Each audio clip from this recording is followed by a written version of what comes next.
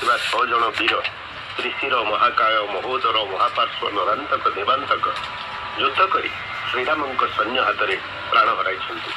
ନିଜର ଆତ୍ମଜମାନଙ୍କ ନିଧନରେ ଶୋକଗ୍ରସ୍ତ ହୋଇଛି ରାବଣ।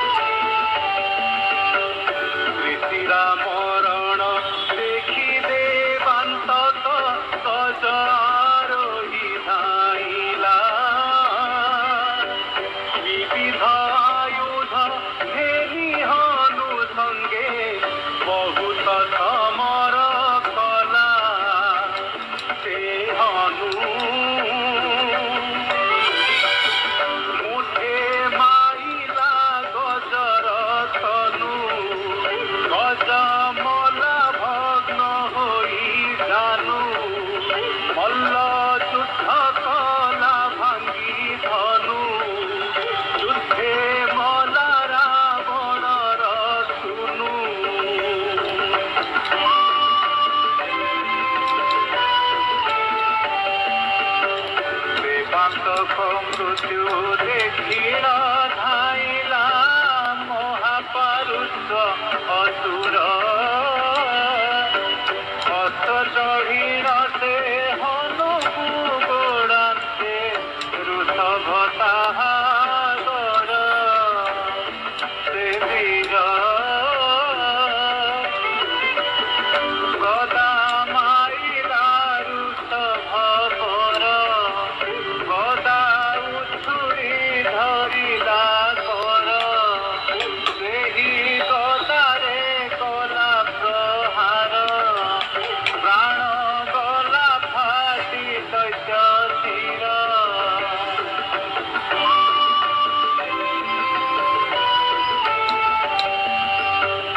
ଏହା ଦେଖି ମହାକାୟ ରଥ ଚଢ଼ି ବିବିଧ ଆୟୁଧ ଘେନି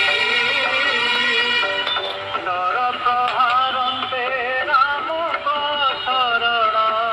ବସିଲେ କପି ସଇଜି ତା ଚାହିଁ ପଚାରନ୍ତି ଜାନକୀଙ୍କ ଠାଇଁ ଏଡ଼େ ଧନୁଜ ଦେଖିଲା ନାହିଁ କୁମ୍ଭକର୍ଣ୍ଣ ଅଇଲା ଗଦି ସେନାମାନେ ଆସନ୍ତି ପଳାଇ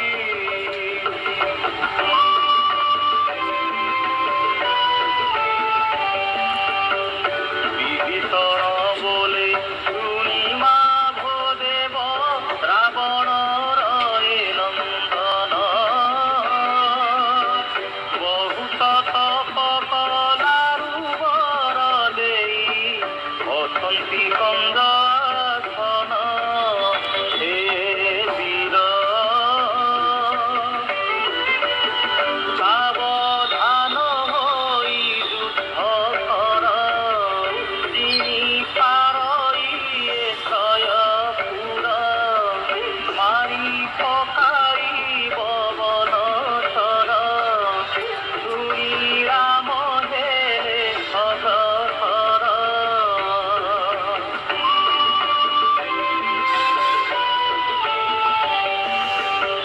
ଶ୍ରୀରାମଙ୍କୁ ପସନ୍ଦ କରିନ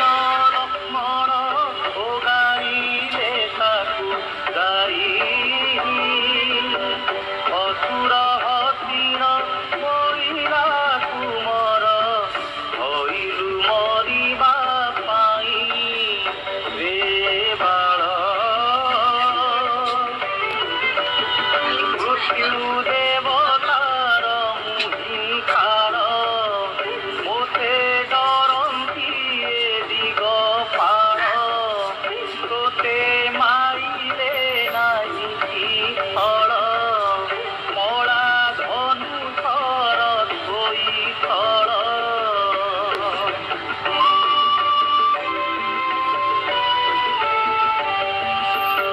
ଲକ୍ଷ୍ମଣ ବୋଲଇ ଶରଦ